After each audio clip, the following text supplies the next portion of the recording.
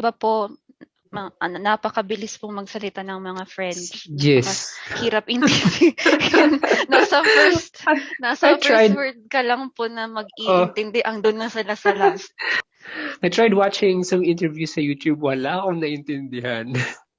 I agree kasi the French people tend to eat the words, yung letters nila, nawawala. Like, bonjour, akalain mo ba yun na yung R, yung pronunciation niya. So, that's one of the hardest things in learning French. But it is not impossible. Kasi ang listening is actually the input activity siya. You need to practice listening no matter if you don't understand it.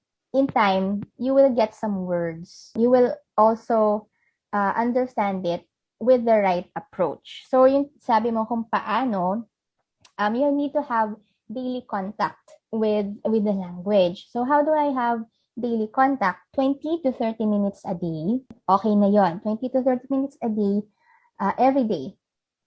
Just listen to podcasts. I don't know if you're familiar with podcasts. Podcasts Yes. are interviews or mga parang news din siya na you get Google to listen. Podcasts, madami. Sa Spotify, yan.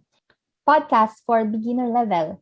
You don't need to force yourself into understanding it agad kasi hindi mo talaga siya maintindihan.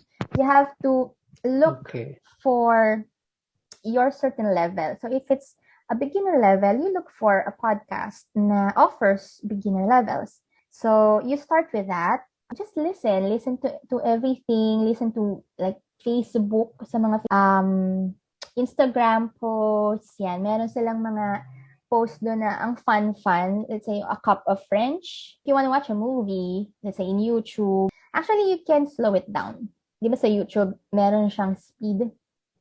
Yeah, that's one tip for you to be able to understand certain words. Yan.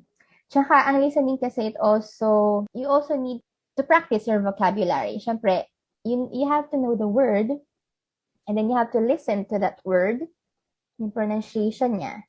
And then when you encounter it while listening to a podcast or to a conversation, ma-associate mo siya. Ito pala yung pinag-aralan ko na vocabulary.